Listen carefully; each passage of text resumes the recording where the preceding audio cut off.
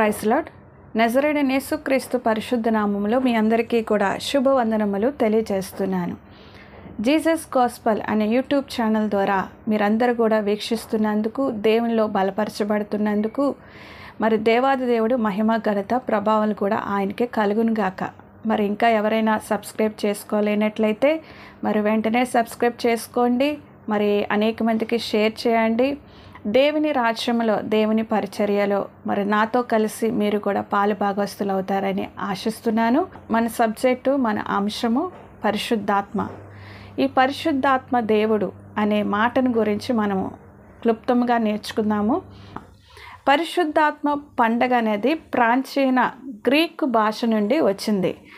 Pentecost అనగా 50వ రోజు ఇశ్రాయేలు క్యాలెండర్ల ప్రకారము ఈస్టర్ పండగ తర్వాత ఖచ్చితంగా 50 రోజులు వచ్చే పండగే పెంతెకోస్తు పండగ. కాబట్టి ఈ విషయాన్ని మీరు గమనించండి. పాత నిబంధనలోని పస్కా అనేది ఆచరించారు. అది పస్కా అయిన తర్వాత మరి కొత్త ఫలం అనేది కూడా వారు ఆచరించుకొని వచ్చారు ధర్మశాస్త్ర ప్రకారం. అయితే యేసుక్రీస్తు మరణించి తిరిగి లేచిన తర్వాత అనగా గుడ్ ఫ్రైడేని మరి పాత నిబంధనలో మరి పస్కా అనేది అంటారు.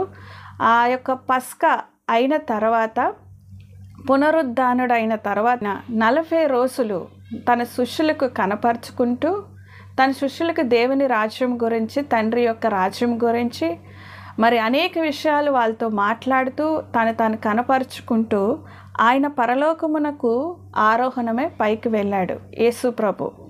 అయిన తర్వాత 10 రోజులకు మరి పెంతెకోస్తు పండగ అనేది వచ్చింది. అంటే మొదలైందంటే అపోస్తుల కార్యము 2వ అధ్యాయము 1 నుండి 31 వచనాలు మనము చదువుకున్నట్లయితే పరిశుద్ధాత్మతో అనగా యేసు ప్రభు శిష్యులు 11 మందితో సహా, అప్పటికి మరి 12 మంది అయ్యారు, మత్తయి వచ్చారు. వీరి మీద కాకుండా అనేక మంది స్త్రీలు, పురుషులు సుమారుగా చాలామంది ఉన్నారు. వారి మీద అగ్ని వలె మరి పరిశుద్ధాత్మ దిగి రావటం అనేది మనం అపోస్తుల కార్యము 2వ అధ్యాయంలో మనం చూస్తాం. పాత నిబంధనలోని యోవేలు అనే ప్రవచనం ఏవైతేగా మరి చెప్పబడిందో, పేతురు కూడా ఆ ప్రవచనాన్ని తీసుకొని మరి ప్రవచనము అదే ప్రసంగం అనేది చేయడం అనేది మొదలుపెట్టాడు పేతురు. అదే విధముగా లేవియ కాండంలో పాత నిబంధనలో 23వ అధ్యాయము 15వ వచనం 16వ వచనంలో మనం చూసుకున్నట్లయితే అక్కడ కొత్త ఫలముల పండగ అనేది అక్కడ ఆచరణ అనేది మనం చూస్తాం.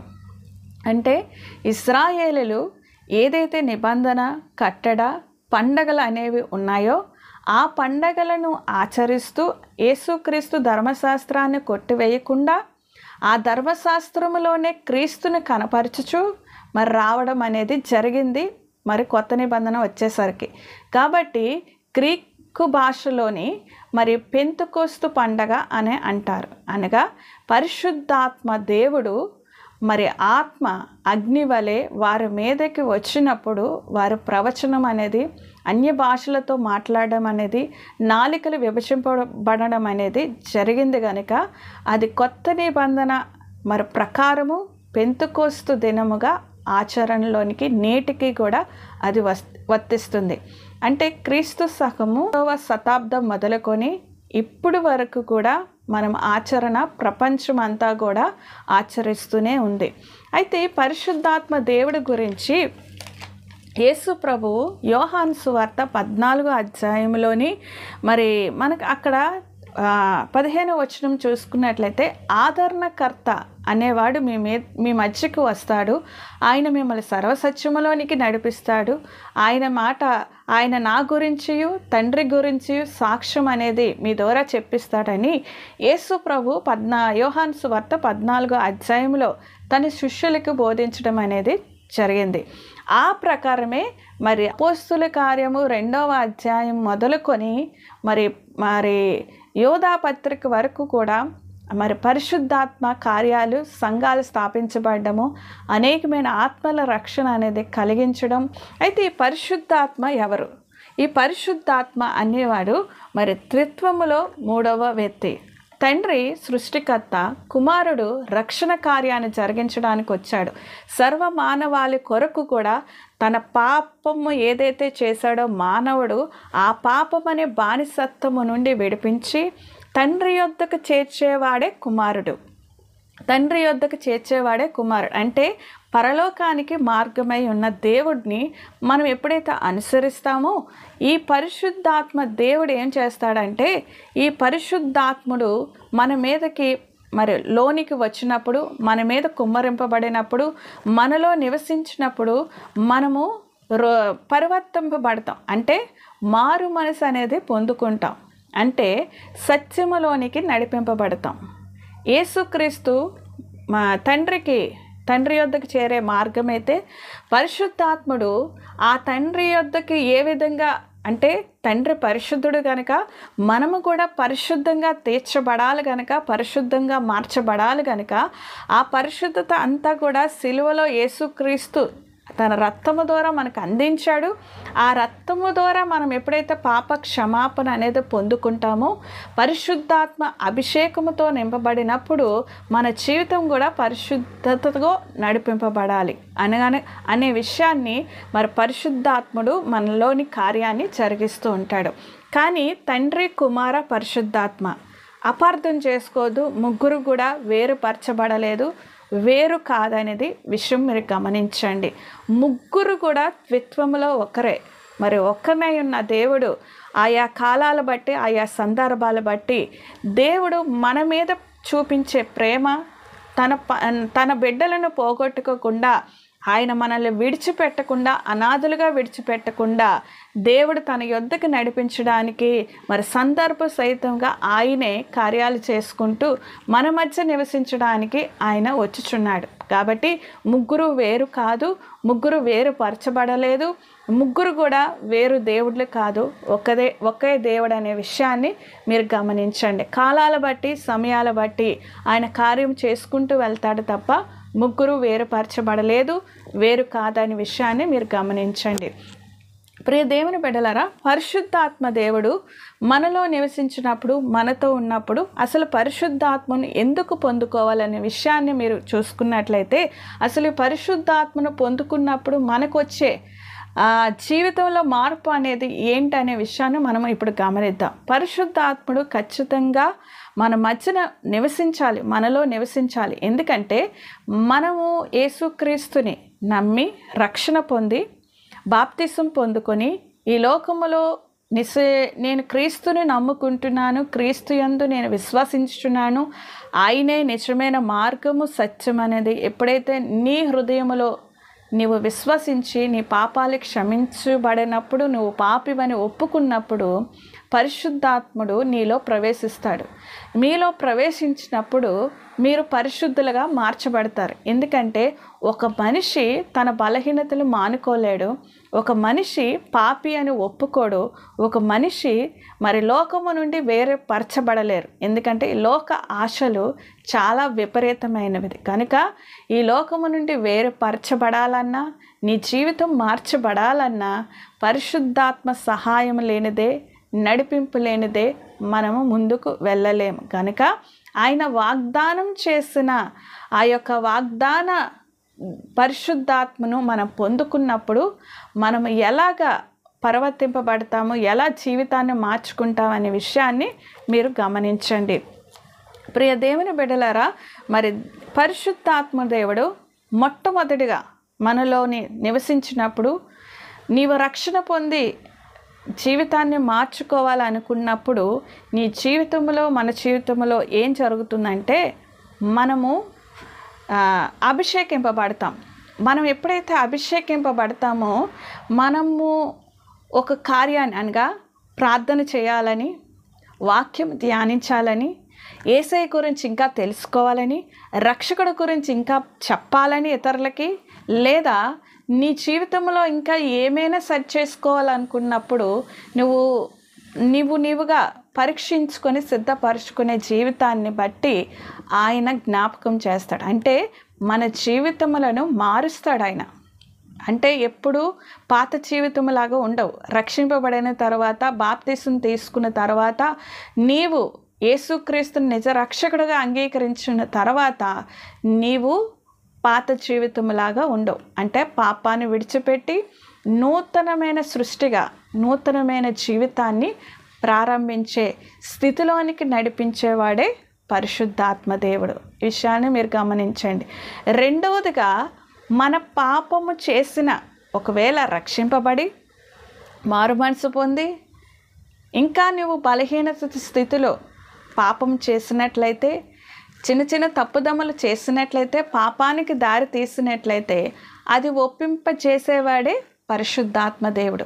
జ్ఞాపకం చేసుకోండి, మీ పాపాలు ఒప్పింపచేసేవాడే పరిశుద్ధాత్మ దేవుడు. అంటే మేము ఆదిలోనే యేసుక్రీస్తుని నమ్మినప్పుడే పాపి అని మేము ఒప్పుకున్నాము కదా, మళ్ళా మేము ఎందుకు ఒప్పింప చేయాలంటే ప్రతిదినం ప్రతి క్షణము కూడా మనం పాపం చేస్తూనే ఉంటామంట మానవుడు.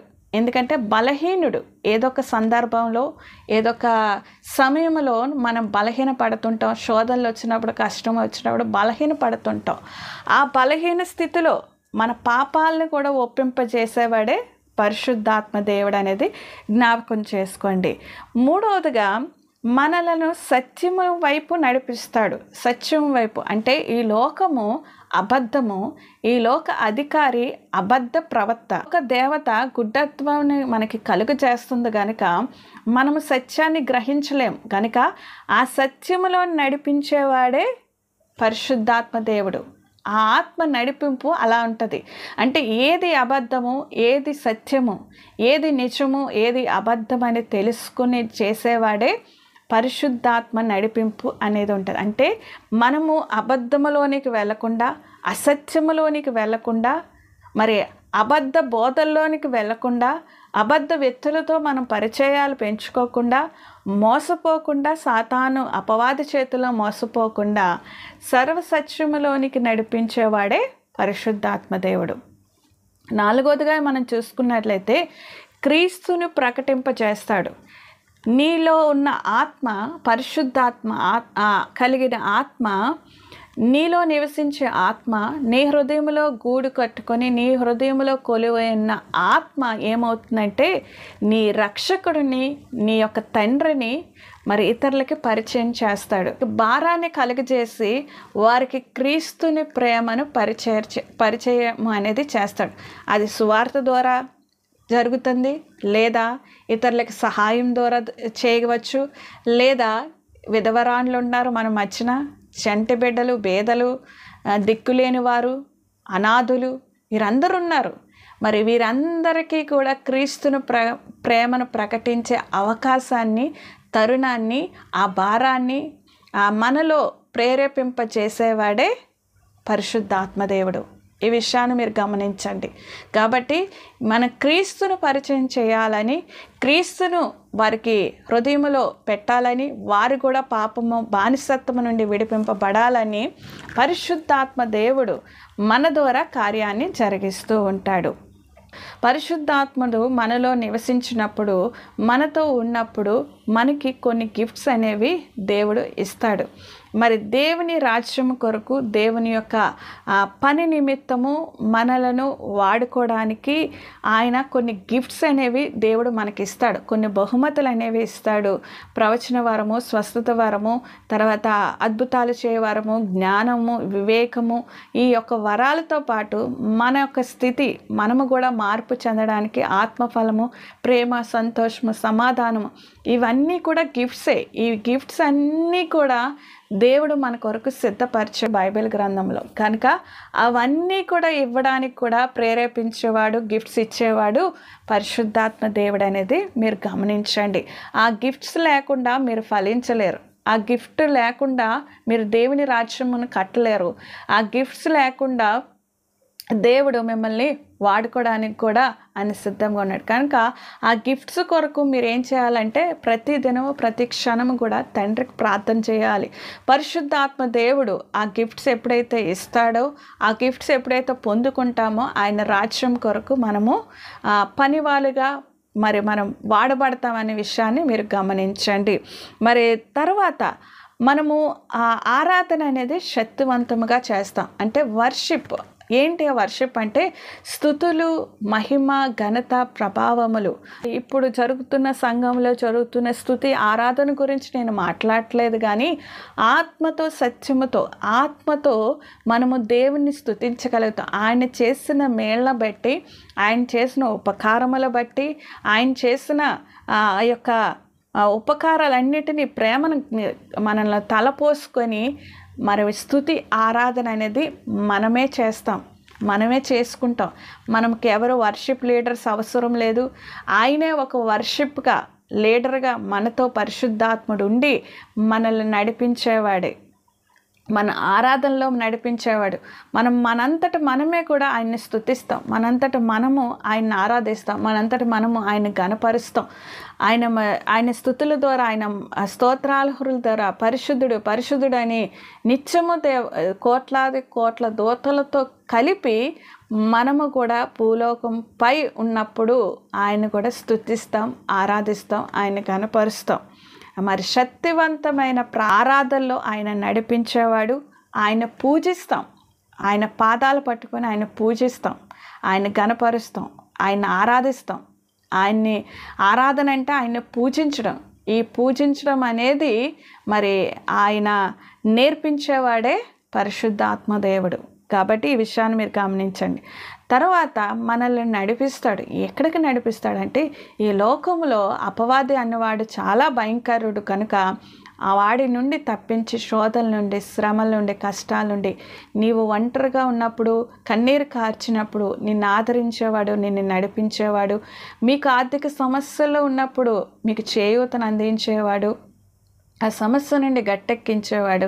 తర్వాత ఆ సమస్యలన్నిటి నుండి కూడా విడిపించి వాటన్నిటి నుండి కూడా లేవనెత్తువాడు. శోధన, కష్టము, బాధ, కన్నీరు, ఒంటరి స్థితి, హృదయం పగిలిపోవడం, మరి తర్వాత మన ఇంట్లో ఎవరైనా మరణిస్తే ఆ దుఃఖము నుండి, ఆ వేదన నుండి, ఆ గాయము నుండి, లేకపోతే ఆ వేదన నుండి మనల్ని అన్నిటి నుండి కూడా నడిపించేవాడే, మానిపించేవాడే పరిశుద్ధాత్మదేవుడు. కాబట్టి ఈ విషయాన్ని మీరు గమనించండి. కాబట్టి పరిశుద్ధాత్మ మనలో ఉన్నప్పుడు, పరిశుద్ధాత్మ మనతో ఉన్నప్పుడు, పరిశుద్ధాత్మలో మనలో కలిగి ఉన్నప్పుడు ఇంత మేలుకరంగా, ఆశీర్వాదకరంగా ఈ లోకములో మనం నిలబడతాం జ్యోతుల వలె.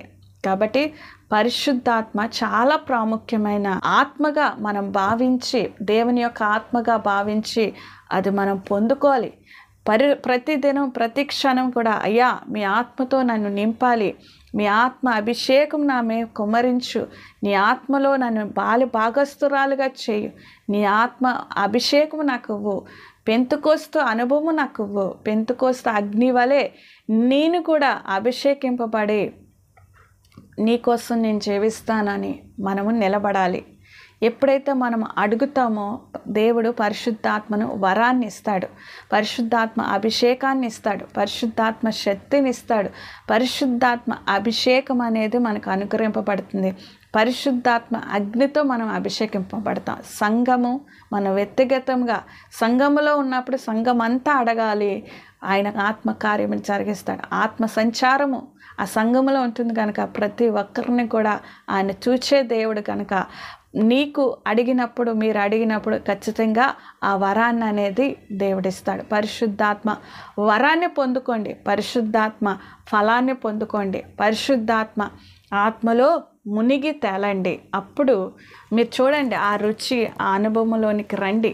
దేవుడిచ్చే ఆ వరాన్ని ఎప్పుడైతే పొందుకుంటామో, దేవుడిచ్చే ఆ శక్తిని ఎప్పుడైతే పొందుకుంటామో, మనము దేవుని కోసం, దేవుని బిడ్డలుగా, పాత్రలుగా వాడబడతాం. కాబట్టి ఈ విషయాన్ని మీరు విశ్వసించి దేవునిలో ఎదగాలని ఆశిస్తూ, పెంతుకోస్తు దినము, పెంతుకోస్తు పండగ అంటే ఏంటో మీకు నేను చెప్పాను.